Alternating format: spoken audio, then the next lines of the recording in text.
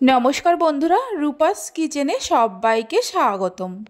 রুটি পরোটা খেতে ভালো না লাগলে আর হাতে সময় কম থাকলে 1 কাপ সুজি দিয়ে দারুণ স্বাদের এই রেসিপিটি বানাতে পারেন। এটা আপনারা চাইলে ব্রেকফাস্ট বা ডিনারের জন্য বানাতে পারেন। আশা করি রেসিপিটি আপনাদের খুবই ভালো লাগবে। তাহলে চলুন রেসিপিটি দেখে নেওয়া যাক।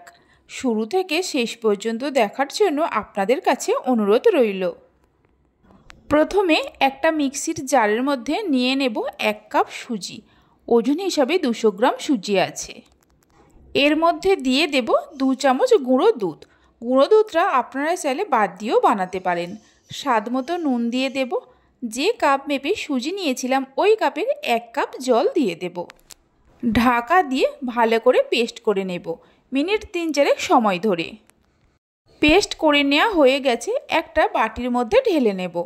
মিক্সির জারের মধ্যে অল্প একটু জল দিয়ে এর মধ্যে দিয়ে দেব। দেখুন ঠিক এই রকম একটা পাতলা ব্যাটার তৈরি করে নিতে হবে। এবার এই ব্যাটারের মধ্যে কিছু সবজি দিয়ে দেব। কিছুটা গ্রেট করা গাজর দিয়ে দেব। অল্প একটু টমেটো কুচি দিয়ে দেব। টমেটোর দানাগুলো ফেলে দিয়ে ছোট ছোট করে কুচিয়ে নিয়েছি। অল্প একটু ক্যাপসিকাম কুচি দিয়ে দেব। একটা কাঁচা লঙ্কাকে কুচিয়ে নিয়ে দিয়ে দেব। কাঁচা লঙ্কাটা চাইলে আপনারা বাড়িয়ে কমিয়ে নিতে পারেন। সব কিছুকে মিশিয়ে নেব। আপনারা চাইলে এতে অল্প একটু পেঁয়াজ কুচির ব্যবহারও করতে পারেন। আমি যেহেতু নিরামিষভাবে বানাচ্ছি তাই পেঁয়াজের ব্যবহার করছি না। সব কিছুকে ভালো করে মিশিয়ে নেওয়া হয়ে গেছে।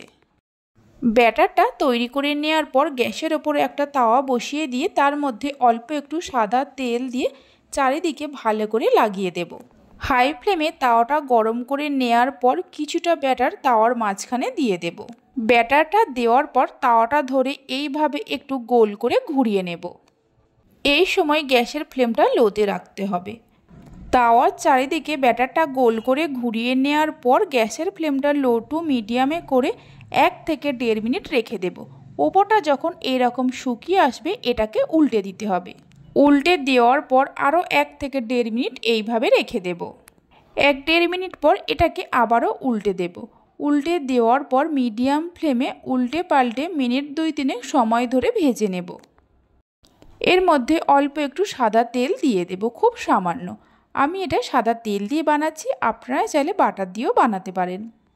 এইভাবে একবার রেসিপিটা বাড়িতে বানিয়ে দেখতে পারেন। আশা করি বাচ্চা থেকে বড় সকলে খুবই পছন্দ করবে।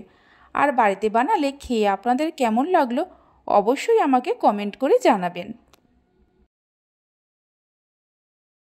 দুটো সাইড ভালো করে ভেজে নেওয়ার পর এবার এইভাবে ফোল্ড করে নেব। ফোল্ড করে নেওয়ার পর একটা প্লেটের মধ্যে তুলে রেখে দেব। বাকি যে ব্যাটারটা আছে এইভাবে তৈরি করে নেব। আমার রেসিপি যদি আপনাদের ভালো লেগে থাকে অবশ্যই একটা লাইক করবেন, বন্ধুদের সঙ্গে শেয়ার করবেন। ভালো লাগলে চ্যানেলটি সাবস্ক্রাইব করে পাশে থাকা বেল আইকনটি প্রেস করবেন নতুন রেসিপির আপডেট সবার আগে পাওয়ার জন্য।